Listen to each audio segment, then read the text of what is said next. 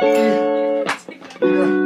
hope you like my shirt. I'm gonna explain to you in less than 2 minutes my opinion on Kanye becoming Christian. Recently, Kanye has been holding Sunday services, professing his love for God and even testifying. Now, I haven't watched all of the Sunday service videos out there, but they are pretty interesting. What I do know is that recently he preached Christ crucified and raised and talked about radical obedience to God in spite of what the world might tell you. What that tells me is that he's not out there just to please people. Some Christian preachers out there only preach about God's love and salvation and blessings without really touching on repentance or obedience to God, even though you don't feel like it. And sometimes this can be a red flag. But let me tell you about what I think. Firstly, here's what Jesus said. In the parable of the wheat and the tares, he said, don't pull up the tares until it's time for harvest, because you might by mistake pull up the wheat along with it. When Jesus comes, he will be the one to judge and see if these preachers were really doing it out of the right motives or, as a wolf in sheep's clothing. The second thing is what Paul said. In his time, there were people preaching the gospel out of the wrong motives. But Paul did say that he was joyful as long as the gospel was being preached. So for me, if people who didn't know God are drawing nearer to God